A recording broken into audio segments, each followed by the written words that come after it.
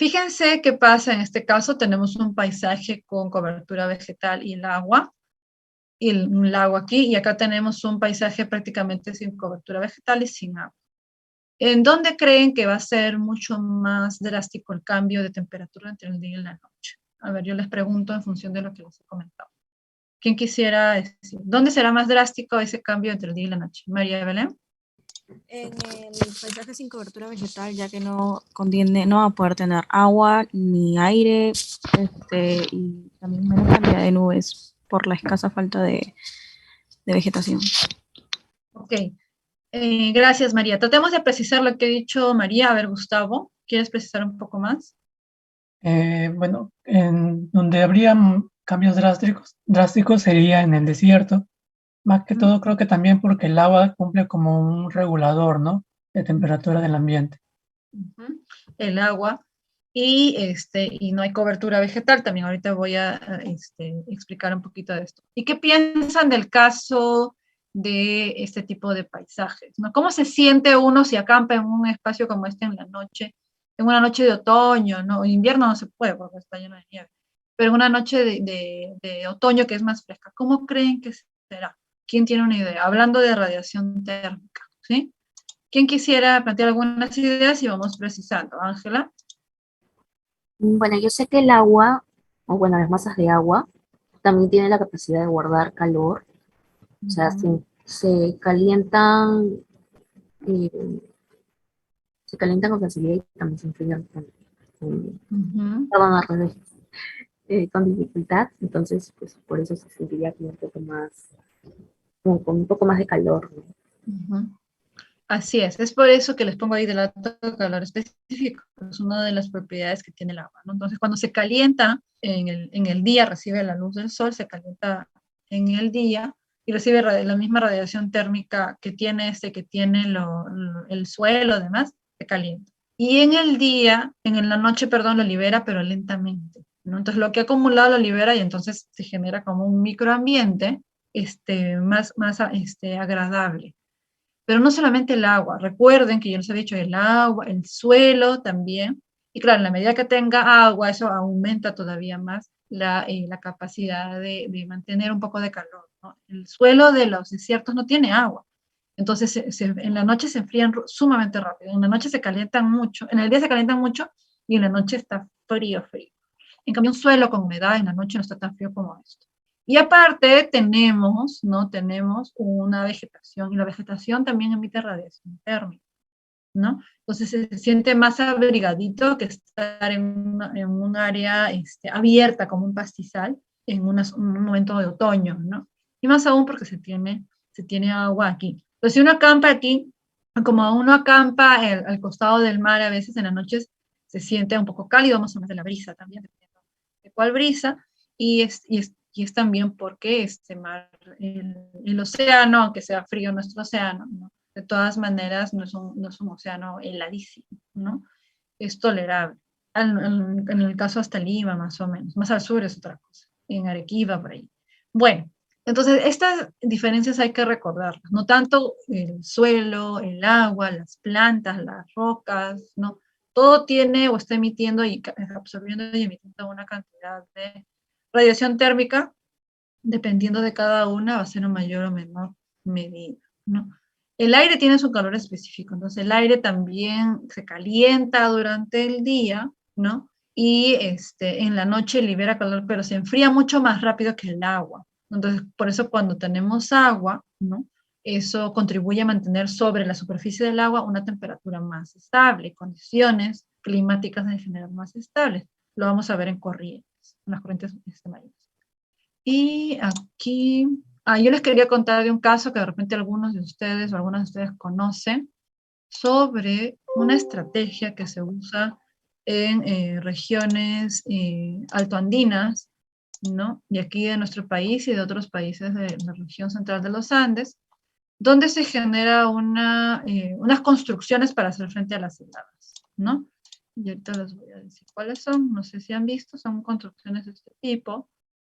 Eh, Típicas de los alrededores del lago Titicaca, uno de los sitios donde se practica esto, donde tenemos como montículos de suelo donde hay sembríos, ¿no? Sembríos sobre todo de tuberosas o de granos andinos, que son los que están adaptados a estas zonas, ¿no? Disculpen mis dibujos muy rústicos, que sean papas, por ejemplo, papas nativas, porque las chan y esas no crecen a esa altitud, no aguantan nada.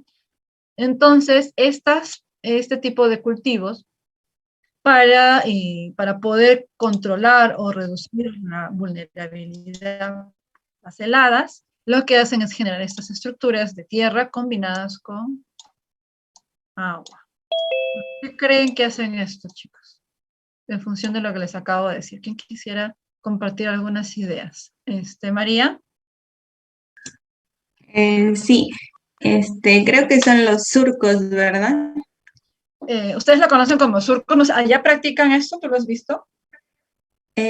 No, es que mi familia es campesina y bueno, he escuchado esos términos cuando hacen los hoyitos para dejar pasar el agua, ya sea para regar o en caso de, bueno, en caso de las heladas para que bueno, en términos comunes para que no afecte a la plantita, sino que el frío se vaya al agua.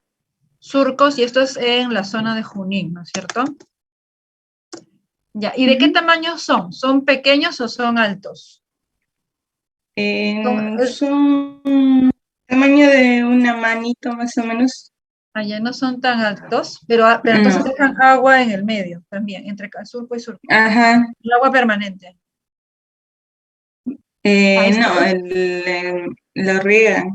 Ok, ok.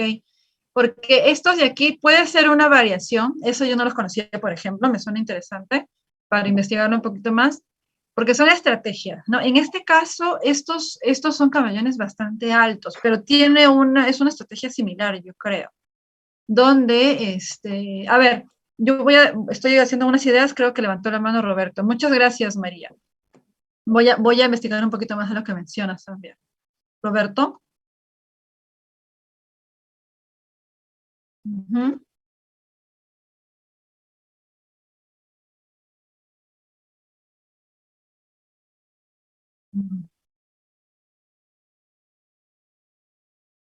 Uh-huh.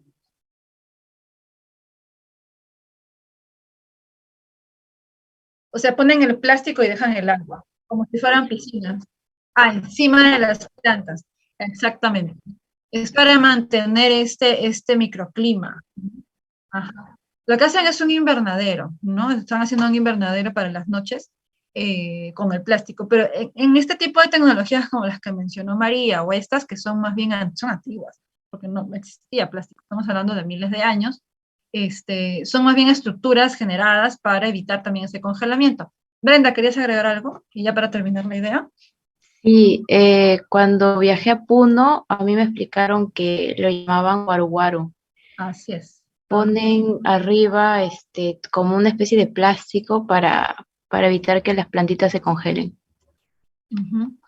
En este caso, y si son los guaruguarus o que les llaman también los camellones, lo voy a poner acá para que, no, acá. Los guaruguaru, guaru o camellones, son estas estructuras de tierra, no son como montículos, pero son altos, porque entre cada montículo y montículo hay bastante agua, como son pozas de agua. Entonces pueden sembrar aquí los cultivos y lo que va a pasar más durante la noche, luego que ya en el día hay harto calor en esas zonas, ¿no? Ya en la noche va a emitir, ¿no? El calor, esta agua, son cantidad, ¿no? Son cantidad de guaruguarus todavía, y hay muchos que se podrían retomar, ¿no? ¿Y qué va a pasar? Sin usar plástico, esto va a generar ciertas condiciones, en cierta medida, y depende de la helada, ¿no? Qué tan fuerte es la helada, ¿no? Va a contribuir a que el cambio de temperatura sobre la superficie cultivada no sea tan grande entre el día y la noche. Entonces son tecnologías que nadie les dijo a los agricultores que le hicieran. Ellos ya saben, como mencionaron hace un momento, saben la importancia de evitar la helada y que el agua es un termorregulador, seguro no lo van a decir con esas palabras, pero calienta o abriga las plantas, ¿no? Entonces, esto se puede aplicar, se aplica, ¿no? Y lo han aplicado ancestralmente en nuestros ancestros y nuestros familiares o amigos que todavía lo realizan en la agricultura andina, porque está adaptada a esos contextos ambientales, ¿sí? Esto para los cultivos y los humanos adaptados a estas condiciones. Esto que hablamos de la interdisciplina, de esto surgen podemos nosotros tener estudios de caso y ven cómo se aplica los principios que estamos, o la teoría que estamos hablando, ¿sí? Gracias a todos por sus participaciones. Entonces vamos a regresar a lo de, ya, 10:40, estoy viendo ahorita el reloj. Muy bien. Entonces hay que distinguir radiación solar con UV, luz visible e infrarroja, y luego radiación térmica con la infrarroja lejana, que es la que brinda este calor, ¿no? Y que da estas condiciones de cambio entre los días y la noche. Entonces, el desierto creo que me faltó decir, en el día es caliente, ¿no? Ustedes pueden ir a Villacurica, en el día se zancochan y en la noche hace mucho frío, ¿no? Porque no hay cobertura vegetal, no hay agua, no hay nada. Entonces, se siente esta diferencia claramente. Entonces, también los pobladores de estas zonas están adaptados a tolerar, uno tiene cierta vestimenta para un desierto y también se abriga para la noche, ¿no? En el caso, por ejemplo, de zonas, por ejemplo, de Medio Oriente, se cubren completamente para tener una cantidad de temperatura no tan diferente a la del entorno y tolerar ese calor también, ¿no? En el día. En fin, esos son otros detalles, pero para que vean que nosotros y los organismos silvestres, digamos, se adaptan a estas condiciones. No es lo mismo un pino que vive en estas condiciones de alrededor del agua, ¿no? Adaptada a estos cambios de clima entre el día y la noche, que por ejemplo, por aquí pueden haber algunas pilancias adaptadas a esa falta de humedad y cambios de temperatura, o hay en ciertos de estos ratones de desierto, ¿no? Que viven y toleran estos cambios de temperatura cotidianos. Muy bien, y sobre la energía vamos a ver un poco sobre el balance energético. ¿Qué pasa con la radiación solar, ¿no? Que llega al planeta, y con esta radiación planetaria que tiene que ver con esta radiación? De la energía solar, digamos, del total que llega al planeta, vamos a ver que más o menos el 50% llega a la superficie terrestre, no toda llega a la superficie terrestre. ¿Por qué? Porque tenemos una capa de nubes, una atmósfera, ¿no? En la capa de ozono, los aerosoles naturales que tenemos en la capa de ozono, que hacen que se refleje más o menos estas unidades 22, ¿no? Aparte a esto se le suma el reflejo de la superficie terrestre. Hay una parte que se refleja y tenemos más o menos la tercera parte. Luego hay una parte que va a contribuir a calentar la atmósfera, no va a contribuir a eso, y esto se va a sumar al mismo calor que va a emitir nuestro planeta, ¿no? Y que va a contribuir con este efecto de invernadero natural que ahorita voy a explicar también. Nuestro planeta, por su lado, tiene su propia radiación. El planeta emite su propia radiación, que va a quedar atrapada y devuelta por los gases de efecto invernadero. Los gases naturales es un proceso natural, ¿sí? Pero una parte sí se va a escapar, de alguna manera atraviesa los gases de efecto invernadero, y otra es este calor que es emitido por la atmósfera. No, la atmósfera también tiene su propia radiación de onda larga, entonces de esta va a salir, ¿no? Hacia la atmósfera y fuera de ella.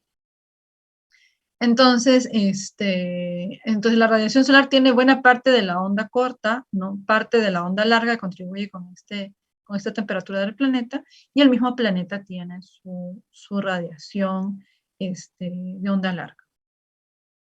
Sobre este efecto invernadero, ¿no? Hay que recordar que este es un proceso, proceso natural, ¿no? La presencia de los gases de efecto invernadero son los que se fueron acumulando en el curso de la formación de la atmósfera, y que es lo que ha permitido, ¿no? Que la temperatura global se mantenga, ¿no? Y que nos proteja, bueno, luego es la capa de ozono, ¿no? Que nos proteja de la radiación ultravioleta. Entonces, estos gases de efecto invernadero, como vimos, capturan esta radiación térmica, que es la que es absorbida de la partecita que nos brinda el sol, pero una buena parte de lo que la Tierra emite, ¿no? Entonces, esto permite que nuestra troposfera, que es donde está la vida en el planeta, tenga una temperatura ideal, ¿no? Y la capa de ozono, bueno, tenemos estos gases aquí en la estratosfera, ¿no? Una parte se cae, una parte se cae y una parte se cae. Ahora, ¿qué pasa? Porque hay que distinguirlo de lo que es el cambio climático, ¿no? Y aquí vamos a entrar a verlo rápidamente, ¿no? ¿Qué es lo que pasa con este cambio en la cantidad de gases de efecto invernadero que están contribuyendo con el cambio climático?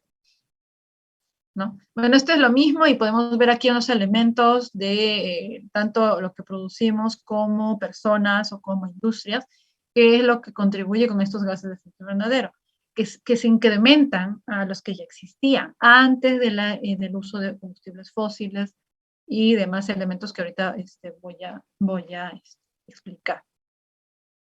Esto es para que tengan una idea bastante dramática, ¿no? Son imágenes muy dramáticas de cómo ha ido cambiando la temperatura en el planeta para entender esto del efecto invernadero, producto del incremento de los gases de efecto invernadero. Entonces tenemos temperaturas, cómo era la temperatura más o menos del planeta y cómo han sido los promedios, ¿no? Cómo se han ido calentando con el paso de los siglos y los años para ver, el 2017 se dijo que era el año más caliente, y cada año se dice que es el año más caliente, porque la temperatura no baja, sino que sigue en ascenso y eso es uno de los principales problemas del planeta. Sobre los países, algunos países a veces no están, en el caso, ¿no?, de América Latina, países pequeños como Trinidad y Tobago, que hace unos años eran de los principales emisores de dióxido de carbono, Uruguay aparece por allí, luego México aparecía entre los primeros, y Perú. Perú ha de haber escalado. Perú ahora es un gran emisor de dióxido de carbono porque estamos en una etapa de arrasar la Amazonía, y arrasar la Amazonía implica la emisión de dióxido de carbono. Entonces, ya se dice que el bosque amazónico no respira, o sea, no capta carbono, sino más bien está liberando. Hay un desbalance muy crítico. Eso ya hay evidencia publicada al respecto. Pero hay otros dos tipos de gases que son mucho más dañinos que el dióxido de carbono en términos de captura de calor, ¿no? Tenemos el metano, y con países, como ven, latinoamericanos, según su aporte en toneladas, ¿no?, de metano. Fíjense cómo estamos, ¿no?, cómo estamos en Sudamérica, ¿no? Tenemos a Brasil, primero México, Argentina, y la emisión es básicamente por agricultura y ganadería, ¿no? En la agricultura se emite mucho metano, en la ganadería también. En la quema de parte de lo que se deforesta para parcelas, para pastizales, también se emite. Y la ganadería per se, la ganadería vacuna, por ejemplo, emite también una cantidad importante. Pero el metano aporta 26 veces más que el dióxido de carbono, o sea, calienta más. Peor que el metano es el óxido nitroso. No, el óxido nitroso contribuye con casi 300 veces más capturar calor que el dióxido de carbono. ¿Y de dónde proviene el dióxido nitroso? El óxido nitroso de la agricultura industrial, ¿no? Los fertilizantes químicos, el exceso de uso de nutrientes, que de por sí ya generaba la eutrofización, que vamos a hablar, también contribuye con el calentamiento global, porque este nitrógeno finalmente se devuelve a la atmósfera, ¿no? Se devuelve a la atmósfera, vamos a ver también, y contribuye con los gases de efecto invernadero, y es mucho más preocupante que los otros gases. Muy bien, entonces esto para tener una idea de cuáles son los gases que contribuyen con el efecto invernadero que genera el cambio climático, no el natural. O sea, se incrementan los niveles de carbono, lo vamos a ver en ciclo de carbono, y de nitrógeno. Consecuencias conocidas en la salud: enfermedades infecciosas. El virus es una de las consecuencias del cambio climático, que también es consecuencia de la deforestación. En la agricultura va a haber reducción de productividad en buena parte del planeta, sobre todo en el hemisferio sur, porque en el hemisferio norte se va a descongelar y ahí va a haber más agricultura. En los bosques están cambiando, por ejemplo, su distribución. Los bosques más, que necesitan zonas más frías, se están contrayendo, si es en el sur, porque se está calentando mucho. Los recursos hídricos van a escasear, las costas se van a inundar y la biodiversidad se está perdiendo. Los organismos tienen capacidad de adaptarse a cierta velocidad. Si los cambios son muy fuertes, como se ha acelerado en los últimos años, esa capacidad de adaptación no va a ser suficiente, ¿no? Dependiendo también del estado de cada población, de cada especie. Todos esos impactos son rudos. Entonces, esto viene aquí porque si estamos hablando de efecto invernadero, suena cambio climático, pero en realidad hay un efecto invernadero natural y luego está el cambio climático que es exacerbado por un incremento de los gases de efecto invernadero producto, ¿no?, de la actividad productiva humana. Entonces hay que hacer esa diferencia. Muy bien. Volviendo al tema energético básico teórico, tenemos que retomar el tema de las leyes de la termodinámica, ¿no? Entonces, en ecología y en ecosistemas sobre todo, vamos a ver cuando hablamos de comunidades que también se cumplen y se aplican las leyes de la termodinámica, como hemos dicho, ¿no? También las leyes de la química, etc. Pero entonces, para nosotros el tema energético es claro. Entonces, ¿qué dice la primera ley y qué se cumple? La energía no se crea ni se destruye, solo se transforma, que es fotosíntesis, ahí se aplica claramente esto. La cantidad de energía del universo permanece constante, toda la que entra más se pierde, en suma es igual. Y durante cada conversión justamente está esto que acabo de mencionar, parte de la energía se pierde en forma de... Esto se aplica y lo veremos con más detalle en ecología de comunidades y ecosistemas, cuando se da este paso de la energía de un nivel trófico a otro, donde la energía está en niveles más altos en los productores primarios, porque son los primeros que la captaron, pero esta energía cuando pasa al siguiente nivel trófico se va reduciendo porque primero que era parte de tejidos, ¿no? O parte de estos organismos que no todo se consume, no hay desechos que botan los organismos, ¿no? Heces, orinas, ahí se pierde energía y también en la forma de calor. Entonces la energía va reduciendo a medida que subimos en el nivel trófico, ¿no? Y en cada uno de estos también se pierde en la forma de calor. Entonces, esta es la famosa ley del 10%. ¿No? Esta es la famosa ley del 10%, que lo vamos a ver más adelante. Es un rango, porque va a un rango más amplio, pero en promedio y en general el valor de paso de energía de un nivel a otro es 10%. O sea, el otro 90% no se llega a pasar de un nivel a otro. Y la segunda ley que nos dice que el universo tiende al desorden, no al caos, ¿no?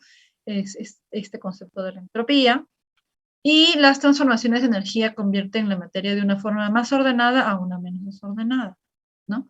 Y lo vamos a ver en el caso de un organismo fotosintético. Tenemos la cantidad de sol y radiación que está entrando, ¿no?, a una planta. Esta planta va a elaborar, ¿no?, mediante el rango luz visible, ¿no?, va a sintetizar azúcares, que es energía concentrada, ¿no? Y en este caso son 2 unidades. Pero una parte de esta energía que entró se va a disipar, ¿no? Va a entrar a formar una forma de energía más desordenada, que es este calor. Es el que se va a perder cuando se realizan los procesos metabólicos, fisiológicos de la planta, ¿no? Hay un gasto energético en la forma. Entonces, esto es la forma como en la cual se tiende al desorden, ¿no? Y cuando se descompone un organismo, también pasa de tejido ordenado a materia en caos y calor, ¿no? A eso se refiere. Y luego, en la suma de los azúcares sintetizados, ¿no?, que requiere 2 unidades energéticas, y la energía que se pierde en forma de calor, 98, nos da 100, ¿no? Entonces, aquí hay una conservación de energía, no desaparece, está allí, solo que cambió de forma, ¿no es cierto? Entonces, esto se aplica, y lo vamos a hablar un poquito más en ecología de ecosistemas, ¿no? Es importante porque estamos viendo dónde se genera esta energía y como lo planteó Odum en sus modelos gráficos, se puede ver cómo pasa la energía de un diferente nivel trófico a otro. Y de esta energía, a ver chicos, díganme qué hora estamos, por favor. No encuentro mi celular. ¿Qué hora estamos? 10:54. Ya, con esto cerraremos entonces. Con lo de la energía, ¿no? ¿Qué pasa con los niveles usados por los productores primarios, ¿no? En promedio, menos del 1% de la energía que llega al planeta, la energía solar, es usada para fotosíntesis. Es bien poquito. Entonces, los organismos fotosintéticos son altamente eficientes, con poca radiación, ¿no? Entonces, esta es la que finalmente es concentrada en forma de energía potencial en tejidos, ¿no?, en macromoléculas, en los famosos carbohidratos, en los enlaces carbono-carbono, ¿no?, en las glucosas. Y la más alta eficiencia de utilización de radiación es entre 3 y 4, 5, que ha sido documentado en condiciones controladas, ¿no? De microalgas cultivadas.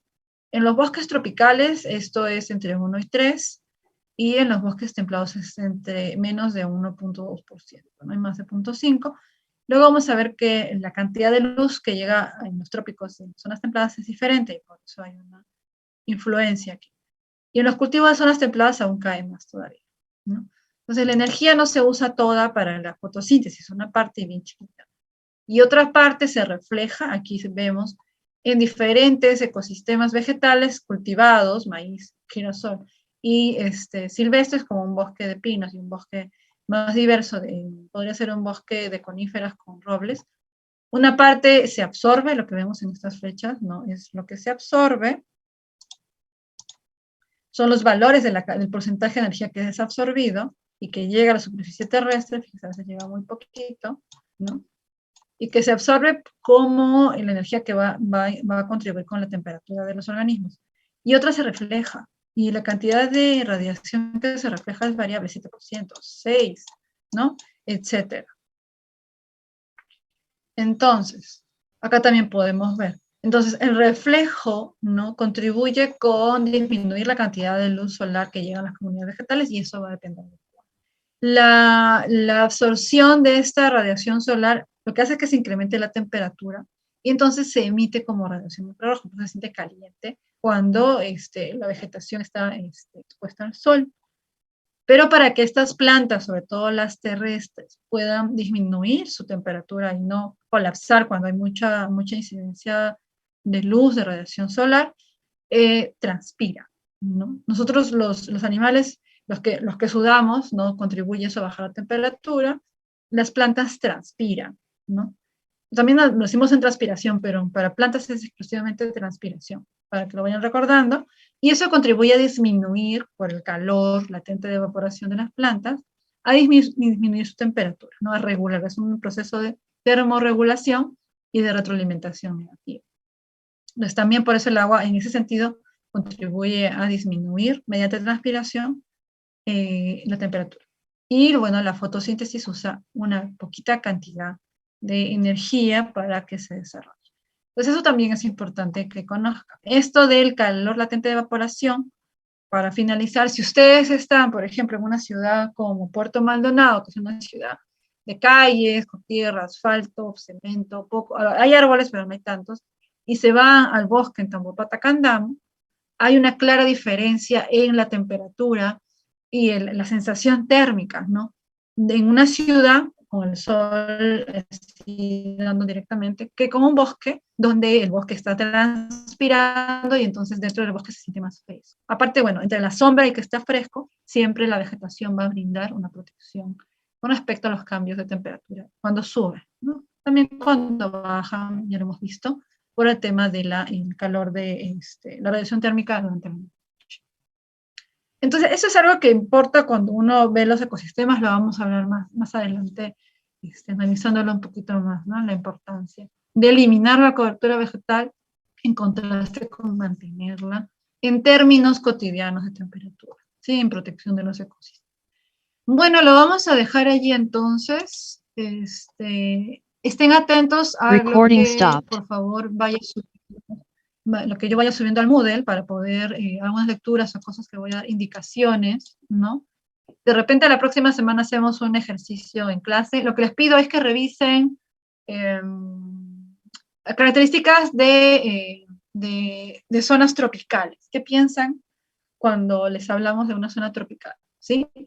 Sí, voy a subir los PPTs cuando ahorita que ya acabé la primera unidad, lo voy a subir al PPT. Ahora, sí, cada vez que acabe un capítulo, lo voy a subir, ¿eh? Listo. Chicos, pongan presente en el chat, como les digo, estén atentas a lo que veamos en el Moodle, y más adelante programaremos también una siguiente actividad, ¿sí? Entonces, no falten, por favor, a las clases, ¿sí? Los espero la próxima semana. Cuídense bastante.